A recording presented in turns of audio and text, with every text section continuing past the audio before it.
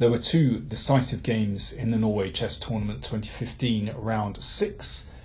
And I'm going to take a look at both of them. First of all, the game between Alexander Grishuk with the white pieces and Vachier Topalov with black. Of course, Topalov is leading the tournament. Now we've got a kind of Benoni position on the board. You can see this strong pawn chain here and the black pawn on d6. In fact, it arose out of a Nimzo-Indian, but yeah, more characteristics of a Benoni in this position. Things have worked out pretty well for Topalov. He played b4, pushing this knight back and preparing to advance his queenside pawn majority. The knight on c5 is absolutely beautiful. Here I think white should play knight b1 and reroute the knight back via d2. And okay, I prefer black's position, but it shouldn't be too bad for white. Instead, Grishuk played knight b5, which is a tactical mistake. Sometimes Grishuk is his own worst enemy. If you think about his curious addiction to time pressure and, sometimes tactical mistakes, well, knight b5 is definitely a mistake. Of course, this can't be taken at the moment because of rook takes rook, it's the pin. But first Topalov played queen b6, so obvious threats along the diagonal towards white's king. If knight d4, then knight b3 simply wins a pawn, and well, with two connected pass pawns, that's obviously very good for black. So white played king h1. Looks normal. Now, what was white's idea behind knight b5? Well, what he really wants to do is spin back with a knight to d4. Then it's on a really nice square, and it's looking at c6 and f5, and it has potential. But it doesn't get there. Not after g5. An unexpected shot, but still should have been seen by Grishuk. The point is that the knight just doesn't have a good square. If it goes back to h3, black exchanges, and then is able to take on b5 because the rook is now protected. Or if it goes back to d3, queen takes b5, black has won a piece. So white had to resort to some trickery. Queen d4, looking at the knight on f6, so obviously g takes f4, queen f6 is fine for white. But black has a good move here, namely knight c d7. Protecting the knight on f6 and also the queen on b6. Well, white has nothing better really than to exchange.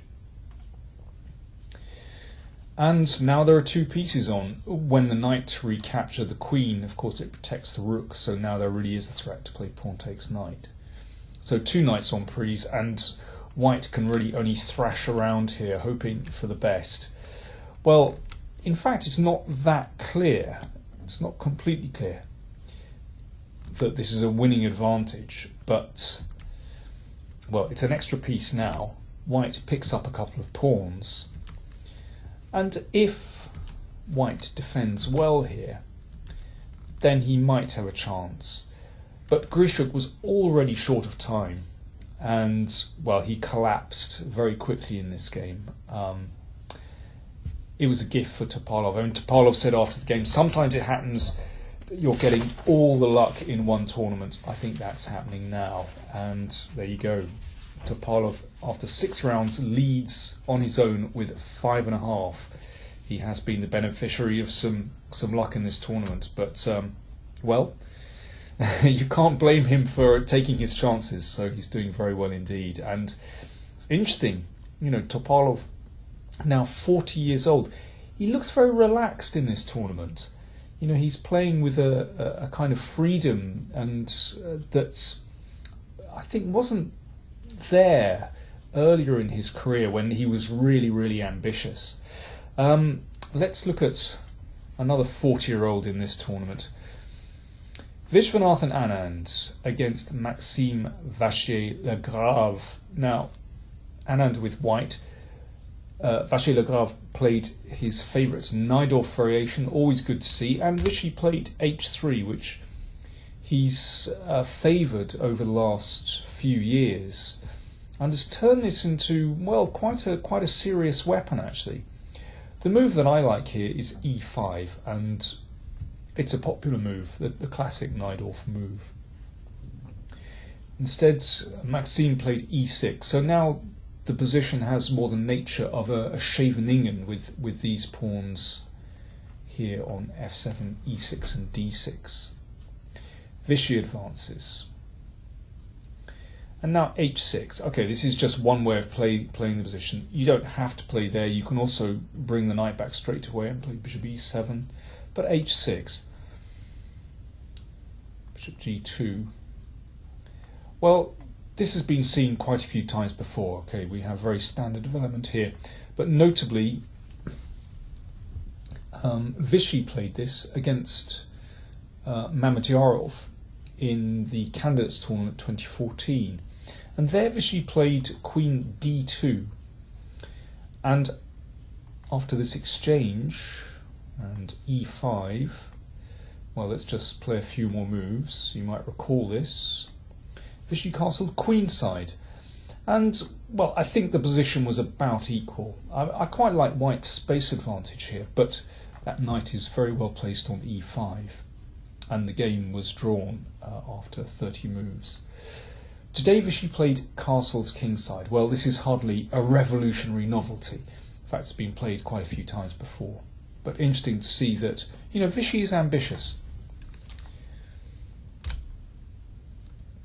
So Vachier-Lagrave castles kingside. Now, of course, there is a slight problem with castling kingside when you've got your pawn on h6. Where the players are actually following a game between David Novara from the Czech Republic and Alexander Grishuk that was played in Tromsø, the Tromsø Olympiad in 2014. I like this maneuver with the knight. The knight swings round to the king side and basically preempts any pawn push on the queen side. So they're still following this game. f5 and knight g3. Well, White has built up very well here, and I have to say that, you really have to know what you're doing with black if you're going to play in this manner, because it seems to me that White has such good practical chances here. The knight and the bishop protect the pawn on e4, which is often a weak point in White's position in the Sicilian, but here it's very well protected. The pawn on h6 is a target, sometimes for a sacrifice, sometimes for breaking open the position with g5. White has already got in f5. Now, f5 can be a little bit dubious in these kind of positions if, for example, black manages to land a piece on e5. But here, well, there's no danger of that, and it can sometimes be very useful to open up the f-file. Now, I'm sure that both players knew that they were following this previous game, and in that game Grishuk played rook e8.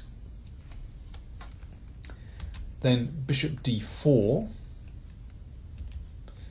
which sort of forces e5 because of the threat to exchange and sacrifice on f6. Bishop came back, and then Novara sacrificed on h6, and he won an absolutely beautiful game. But this feels very logical to me. Of course, the threat is just to push on, and he did that very successfully. Here, Maxime played bishop b7, which was suggested after the game as a possible improvement. He spent 23 minutes over this move. Now, if you're going to play like this with black, you absolutely have to know what you're doing. But, well, it's clear from what happened in the game that actually Maxime was less than sure what was going on here, and I think this is basically okay. I'm reluctant to criticise players of this level, but I think this was an impractical choice by black because this is so dangerous having the pawn on h6 in this position. Now, White can sacrifice straight away, but I mean, this is fantastically complicated. It seems as though black has sufficient counterplay here, with the queen looking at the knight here. Instead, Vichy played, after 20 minutes thought, king h1. I'd be interested to know how much of this was preparation. But as I said, I'd be amazed if both players didn't know about this previous game. Well, here d5 is once again a very tempting move, opening up the centre, the line of the queen towards the knight. But white has a very nice shot here. That's e5. Also quite typical for these kind of Sicilian positions. And if queen takes, then bishop f4. Now the queen can go on a spree. White can take on b8. Now black has 2 pawns for the exchange, but actually white has quite a nice initiative here. Pieces all well placed, e-pawn weak. Not so easy for black to defend that position. Vachier-Lagrave played rook b d8, but, well, this was refuted. I wonder instead if black should play king h7. I mean, the king looks slightly strange on that square. You know, you wonder whether there could be tricks at some point along this diagonal. But it does have the merit of protecting the pawn on h6. Just a thought. Anyway, rook b d8 was played. And Vichy sacrificed. And this is fantastically strong. Of course, you know, this involves a great deal of calculation. I mean, the game went very, very smoothly. Let's take a look at one possible line. Well, rook fe8, with the idea of meeting g5 with bishop f8. But actually here, this is absolutely crushing. And then the rook joins in the attack, and that's checkmate. Well, Maxime tried d5, opening up the diagonal. But Vichy had calculated through to the finish. g5 is a winning move. Well, obviously black needs something huge here. You know, you have to take this knight and hope for the best. But rook d3 is a winning move. And the queen is really embarrassed. If the queen retreats, then white wins very easily. Obviously, queen takes f6 will allow rook g3 mate, and if bishop f6, rook f4, which will now enable rook g3 because it blocks the diagonal, and you know, even the second rook can come over sometimes. Well, I mean, this is a winning position, obviously. Maxime tried knight h5, but this was in vain. g6, threatening, of course, queen h7 mate. Rooks are exchanged. Looks a little bit scary for white just for a moment, but actually, well, the two threats of queen h7 and rook takes queen are just too much. And black can't exploit white's exposed king. And this was the end of the game. So black has prevented the immediate mate, but he's a queen for 2 pieces down, and Vichy shuffled his king into the middle, and it's completely safe. And, well, there's nothing to do about g7 and so on. White wins very easily. So, crushing victory for Vichy. So, the scores after 6 rounds: Topalov with 5.5, Nakamura and Anand have 4 points. So, yeah, Topalov 40 years old, Anand 45 years old, both having a real renaissance. I should also add that Carlsen drew with Nakamura, so Carlsen on 2 out of 6. Thanks for watching.